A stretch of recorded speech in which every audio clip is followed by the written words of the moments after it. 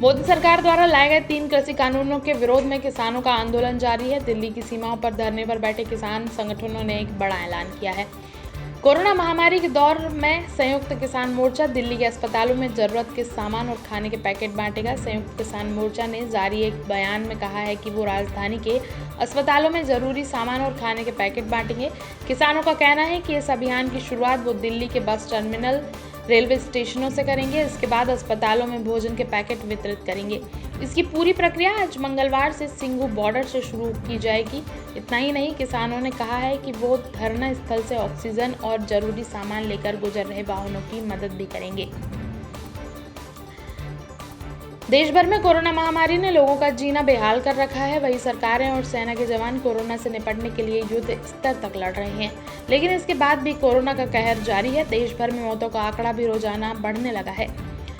24 घंटे में देश भर में 2721 लोगों की मौत हो चुकी है, जो कि चिंता का विषय है। देश भर में बढ़े कोरोना के संक्रमण को देखते हुए कुछ एक्सपर्ट्स का कहना है कि कोरोना के कहर को थामने के लिए देश भर में एक बार फिर संपूर्ण लॉकडाउन लगाना होगा, तभी हम कोरोना की चैन तोड़ने में कामयाब हो पाएंगे। नहीं तो आने वाले समय में हालात बद से बदतर हो सकते हैं। संपूर्ण लॉकडाउन की कोरोना का रामबाण इलाज है। वहीं कुछ एक्सपर्ट्स का कहना है कि संपूर्ण लॉकडाउन से देश में हाहाकार मच जाएगा, लेकिन हाँ, जहां संक्रमण ज्यादा है वहां पूरी तरह से लॉकडाउन लगा देना ही उचित रहेगा। देश में कोरोना महामारी से हालात ऐसे हो गए हैं कि अब शवों को शमशान तक ले जाने के लिए एम्बुलेंस तक उपलब्ध नहीं हो पा रही है। बीते 2 दिनों पहले उत्तर प्रदेश के आगरा में एक बेटे ने अपने पिता के शव को शमशान ले जाने के लिए एम्बुलेंस तक नहीं मिली, जिसके चलते बेटे ने कार की छत पर अर्थी सजाकर शव को शमशान घाट तक पहुंचाया था। इसी बीच एक और दिल दहला देने वाली खबर सामने आई है। जानकारी के मुताबिक आंध्र प्रदेश के श्रीकाकुलम में एक महिला की मौत हो गई थी। परिजनों ने महिला के शव को शमशान तक ले जाने के लिए कई घंटों तक एम्बुलेंस का इंतजार किया। मजबूरन परिजनों को बाइक पर शव को शमशान ले जाना पड़ा। बताया जा रहा है कि महिला की अचानक तबीयत खराब हो गई थी। महिला का कोरोना टेस्ट भी कराया गया था, लेकिन उसकी रिपोर्ट नेगेटिव आई है। इलाज के दौरान महिला की अस्पताल में मौत हो गई थी।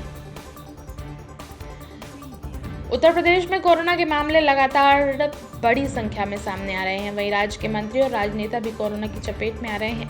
वहीं खुद उत्तर प्रदेश के मुख्यमंत्री कोरोना पॉजिटिव हैं और सीएम योगी आइसोलेशन में होने के बाद भी राज्य में लगातार कोरोना की समीक्षा कर रहे हैं। सीएम योगी आदित्यनाथ लगातार वीडियो कॉन्फ्रेंसिंग के जरिए अधिकारियों के साथ बैठक कर रहे हैं। वहीं अब सीएम योगी उत्तर प्रदेश में और ज़्यादा लोकप्रिय होते जा रहे हैं। जानकारी मिली है कि उत्तर प्रदेश में सर्वाधिक 2,81,402 हॉस्पिटल बेड्स के साथ यूपी नंबर 1 बन गया है। शायद इसी वजह से उत्तर प्रदेश की सरकार बढ़ते कोरोना में भी राज्य में लॉकडाउन नहीं लगा रही है। बता दें, उत्तर प्रदेश में कोरोना की स्थिति बेहद चिंताजनक है, लेकिन सीएम योगी का रोज एक ही बयान सामने आता है कि राज्य के अस्पतालों में बेड और ऑक्सीजन की कोई कमी नहीं है। उत्तर प्रदेश सरकार ने 2 लाख से ज्यादा बेड अस्पतालों में लगवाए हैं और ये सभी कोरोना मरीजों के लिए उपलब्ध हैं। टेलीविजन की सबसे पॉपुलर एक्ट्रेस में गिनी जाने वाली अभिनेत्री हिना खान पर दुखों का जैसे अंबार टूट पड़ा है। हाल ही में अपने पिता को खोने के बाद हिना थोड़ा संभलने की कोशिश कर ही रही थी कि अब उनके ऊपर एक और बड़ी मुसीबत आ पड़ी है। हिना खान अब खुद भी कोरोना संक्रमण की चपेट में आ गई हैं। आपको बता दें कि अभिनेत्री हिना खान के कोरोना संक्रमित होने के बारे में जानकारी खुद उनके सोशल मीडिया अकाउंट द्वारा शेयर की गई है। हिना ने अपने इंस्टाग्राम अकाउंट पर लिखा है कि इस कठिन समय में मैं खुद भी कोरोना वायरस से संक्रमित हो गई हूँ। डॉक्टर से एडवाइस लेने के बाद मैंने खुद को होम क्वारंटाइन कर लिया है। जो भी मेरे संपर्क में आए हों वो अपना कोरोना टेस्ट जरूर करा लें। भारत में बढ़ते कोरोना के बीच अब राहत की खबरें आना शुरू हो गई हैं। अब पीएम मोदी की दोस्ती काम आने लगी है। कोविड के इस दौर में विदेशों ने भारत की ओर मदद के हाथ बढ़ाए हैं और आज सुबह से ही बड़ी खूबसूरत तस्वीरें देखने को मिल रही हैं। इसी के चलते अमेरिका की 40 कंपनियों के सीईओ ने भारत की तरफ मदद के हाथ बढ़ाए।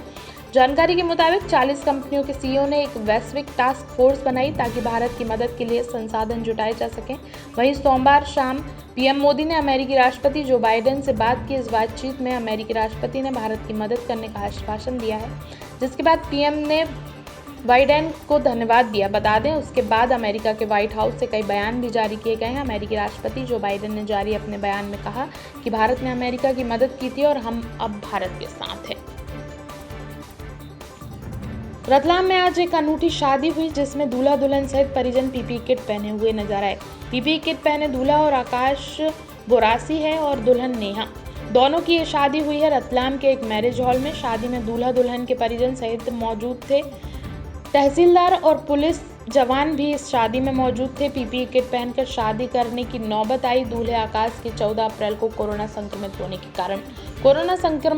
होने की वजह से आकाश अपने घर में ही आइसोलेट था और प्रशासन ने उसके घर को कंटेनमेंट क्षेत्र बना दिया था। आकाश इंजीनियर होकर पुणे में एक कंपनी में पदस्थ है और इसकी दुल्हन रतलाम की ही निवासी है। वो यहाँ आया था शादी के लिए, लेकिन कोरोना से संक्रमित हो गया। 14 अप्रैल से वो घर में ही था। कंटेनमेंट बनने से घर के बाहर नहीं निकल रहा था, लेकिन पूर्व से निर्धारित आज उसकी शादी होने वाली थी, तो वह कंटेनमेंट तोड़कर बाहर निकल आया और पहुंच गया उस मैरिज हॉल में जहां शादी की तैयारियां की गई थी। कोरोना के कहर के बीच जनप्रतिनिधि अपने अपने क्षेत्र की जनता के लिए मदद के लिए आगे आए हैं। बीजेपी समेत कांग्रेस के कई सांसदों विधायकों ने इस मौके पर लोगों की मदद की मिसाल कायम की है। लेकिन इन सबके बीच भोपाल की सांसद साध्वी प्रज्ञा सिंह ठाकुर पूरी तरह से गायब हैं। वैसे प्रज्ञा ठीक नहीं है। वो खुद अस्पताल में भर्ती इलाज कराने के लिए भोपाल से रवाना हुई थी कुछ दिन पहले, पर एक जनप्रतिनिधि होने के नाते वो भोपाल की सुध ले ही सकती थी या सांसद निधि से किसी मदद का ऐलान भी कर सकती थी, जैसे दूसरे जनप्रतिनिधियों ने किया है। प्रज्ञा ने ऐसा कुछ नहीं किया, जिसकी वजह से कांग्रेस ने प्रज्ञा ठाकुर को लापता मानते हुए उन्हें ढूंढकर लाने वाले के लिए इनाम की घोषणा की है। प्रदेश कांग्रेस के महासचिव एवं वरिष्ठ प्रवक्ता रवि सक्सेना ने भोपाल सांसद प्रज्ञा ठाकुर के इस संक्रमण का काल में लगातार गायब रहने तथा भोपाल की जनता के इस विपत्ति काल में नदारद रहने पर उन्हें ढूंढकर लाने वाले को 10,000 रुपयों का इनाम देने की घोषणा की है।